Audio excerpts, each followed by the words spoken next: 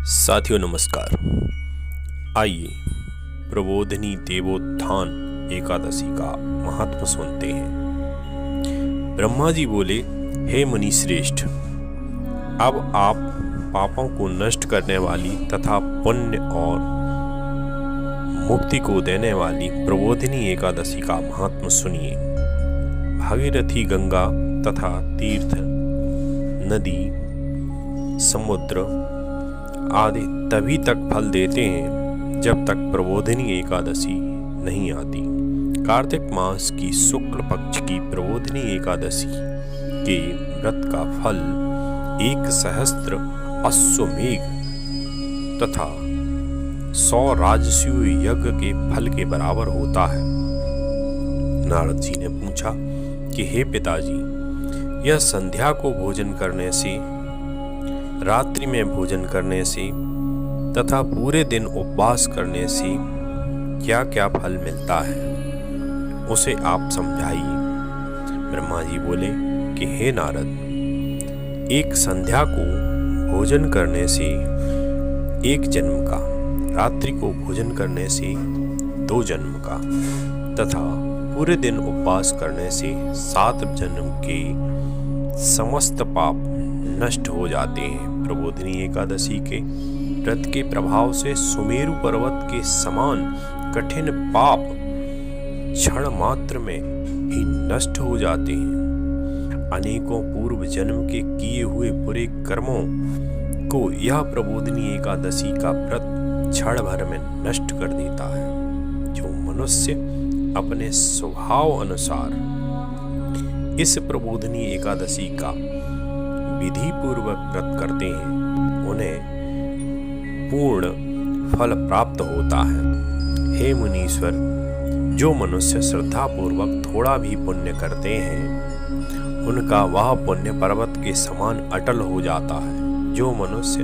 हृदय के अंदर ही ऐसा ध्यान करते हैं कि प्रबोधिनी एकादशी का व्रत करूंगा, उनके 100 जन्म के पाप नष्ट हो जाते हैं।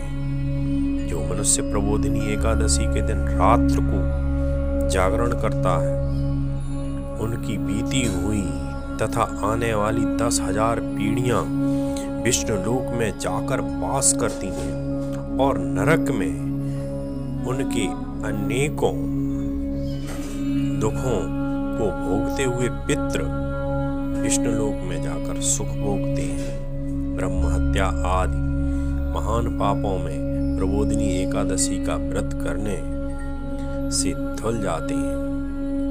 एकादशी के दिन रात्रि को जागरण करने का फल अश्वमेघ आदि के यज्ञों के फल से अधिक होता है। समस्त तीर्थों में जाने तथा गौस्वर्ण, भूमि आदि के दान का फल कार्तिक मास की शुक्ल पक्ष की प्रबोधिनी एकादशी के रात्रि के जागरण के फल के बराबर होता है। इस संसार में जितने भी तीर्थ हैं तथा जितने भी तीर्थों की आशा की जा सकती है, वह सब प्रबोधिनी एकादशी का व्रत करने वाले के घर में रहते हैं। जो मनुष्य इस एकादशी के व्रत को करता है, वह योगीवान योगी, तपस्वी तथा इंद्रियों को जीतने वाला होता है, क्योंकि वह एकादशी भगवान विष्णु को अत्यंत प्रिय है। इसके व्रत के प्रभाव से कामिका, वाचिका और मानसिक पाप नष्ट हो जाते हैं। इस एकादशी के दिन जो भगवान की प्राप्ति के लिए दान, तप, होम, यज्ञ आदि करते हैं, उन्हें अक्षय पुण्य मिलता है। प्रबोधिनी एकादशी के दिन भगवान की पूजा करने से बाल, यौवन और वृद्धावस्था के समस्त पाप नष्ट हो जाते हैं। इस एकादशी की रात्रि को जागरण करने का फल चंद्र सूर्य ग्रहण के समय स्नान करने के फल से सहस्त्र गुना अधिक होता है। मनुष्य जन्म से लेकर जो पुण्य करता है, वह पुण्य प्रबोधिनी एकादशी के व्रत के पुण्य के सामने व्यर्थ है। इसलिए हे नारद, तुमको भी विधि पूर्वक विष्णु भगवान की पूजा करनी चाहिए। जो मनुष्य कार्तिक मास में धर्मपरायण होकर अन्य व्यक्तियों का अन्न नहीं खाते हैं, उन्हें चंद्रायण व्रत का फल मिलता है। कार्तिक मास में भगवान दान आदि से उतने प्रसन्न नहीं होते जितने कि शास्त्रों की कथा सुनने से प्रसन्न होते हैं। कार्तिक मास में जो मनुष्य भगवान की कथा को थोड़ा बहुत पढ़ते या सुनते हैं, उन्हें 100 गौ के दान का फल मिलता है। मनुष्य अपने कल्याण के लिए विष्णु भगवान की कथा सुनते हैं। वे अपने कुटुंब का उद्धार करके 1,000 गोदान का फल प्राप्त करते हैं। जो मनुष्य प्रबोधिनी एकादशी के दिन विष्णु की कथा सुनते हैं, उन्हें 7 दीप के दान का फल मिलता है। जो विष्णु की भक्ति पूर्वक कथा सुनते हैं और कथा बाँचने वाले ब्राह्मण की यथाचित पूजा करते हैं तथा उन्हें संतुष्ट करते हैं, वे उत्तम लोक को जाते हैं। इस पर नारद जी बोले, हे ब्रह्मा जी, अब आप एकादशी के व्रत का विधान कहिए और कैसा व्रत करने से कौन सा पुण्य मिलता है वह भी समझाइए। ब्रह्मा जी बोले कि हे नारद जी, इस एकादशी के दिन मनुष्य को ब्रह्म मुहूर्त में उठना चाहिए और नदी, तालाब, कुआं आदि पर स्नान करके व्रत का नियम ग्रहण करना चाहिए। उस समय भगवान से विनय करनी चाहिए कि हे भगवान, आज मैं निराहार रहूंगा और दूसरे दिन भोजन करूंगा, इसलिए आप मेरी रक्षा करें। इस प्रकार विनय करके भगवान की पूजा करनी चाहिए। उस रात्रि को भगवान के समीप गीत, नृत्य, बाजे तथा कथा आदि से व्यतीत करनी चाहिए। प्रबोधिनी एकादशी के दिन कृपणता को त्याग कर बहुत से पुष्प, फल, अगर, धूप आदि से भगवान की आराधना करनी चाहिए। शंख के जल से भगवान को अर्घ देना चाहिए। इसका समस्त तीर्थदान आदि से करोड़ों गुना फल अधिक होता है। जो मनुष्य पुष्प से भगवान की पूजा करते हैं, उनके सामने इंद्र भी हाथ जोड़ते हैं। कार्तिक मास में जो बिल्व पत्र से भगवान की पूजा करते हैं, उन्हें अंत में मुक्ति मिलती है। कार्तिक मास में जो मनुष्य तुलसी जी से भगवान की पूजा करते हैं, उसके 10,000 जन्म के समस्त पाप नष्ट हो जाते हैं।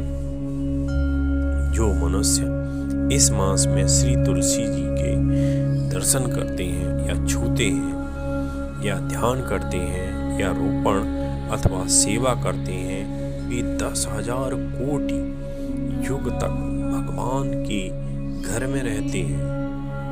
समस्त मनोकामनाओं को पूरा करने वाले भगवान कदम पुष्प को देखकर अत्यंत प्रसन्न होते हैं। यदि उनकी कदम पुष्प से पूजा की जाए तो यमराज के दुखों को व्यक्ति नहीं पाता है।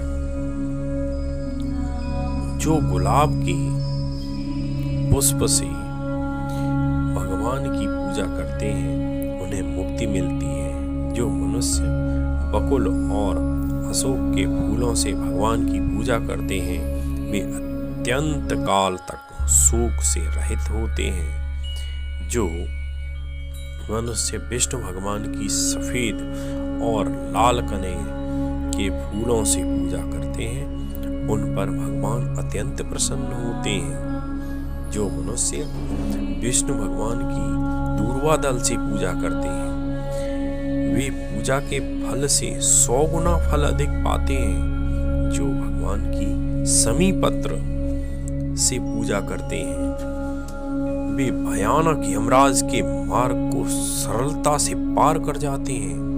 जो मनुष्य चंपक पुष्प से भगवान विष्णु की पूजा करते हैं वे आवागमन के चक्र से छूट जाते हैं। जो मनुष्य स्वर्ण का बना हुआ केतकी पुष्प भगवान को चढ़ाते हैं उनके करोड़ों जन्म के पाप नष्ट हो जाते हैं। जो मनुष्य भगवान के पीले और रक्त वर्ण के सुगंधित फूलों से पूजा करते हैं उन्हें श्वेत दीप में स्थान मिलता है।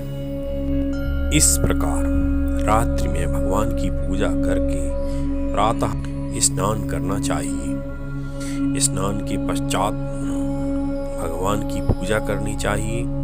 इसके बाद पूर्ति के लिए ब्राह्मणों को भोजन कराना चाहिए और दक्षिणा देकर मीठे वाक्यों द्वारा सभा करनी चाहिए। इसके उपरांत भोजन गौ और दक्षिणा से गुरु की पूजा करनी चाहिए और ब्राह्मणों को बहुत सी दक्षिणा देकर नियमों को छोड़ना चाहिए। ब्राह्मणों को यथाशक्ति दक्षिणा देनी चाहिए। जिस ब्राह्मण को रात्रि में भोजन करावें उसे स्वर्ण सहित बैल दान करना चाहिए। जो मनुष्य यात्रा स्नान करते हैं उन्हें दही और शहद दान करना चाहिए। जो मनुष्य फल की आशा करते हैं उन्हें फल का दान करना चाहिए। तेल की जगह घी और घी की जगह दूध और अन्नों में चावल दान करना चाहिए। जो मनुष्य इस व्रत में भूमि पर शयन करते हैं उन्हें सब वस्तुओं सहित शय्या दान करनी चाहिए। जो मौन धारण करते हैं उन्हें स्वर्ण सहित तिल दान करना चाहिए। जो मनुष्य बालों को धारण करते हैं उन्हें दर्पण दान करना चाहिए। जो मनुष्य कार्तिक मास में उपानह धारण नहीं करते उन्हें उपानह दान करना चाहिए। जो इस मास में नमक त्यागते हैं उन्हें शक्कर दान करनी चाहिए।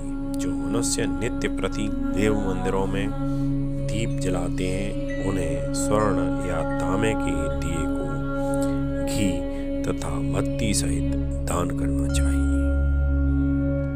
जो मनुष्य चातुर्मास्य व्रत में किसी भी वस्तु को त्याग देते हैं उन्हें उस दिन से पुनः ग्रहण करना चाहिए। जो मनुष्य प्रबोधिनी एकादशी के दिन विधि पूर्वक व्रत करते हैं उन्हें अत्यंत सुख मिलता है और अंत में स्वर्ग को जाते हैं। जो मनुष्य चातुर्मास्य व्रत को बिना किसी विघ्न के पूरा कर देते हैं उन्हें फिर दोबारा जन्म नहीं मिलता।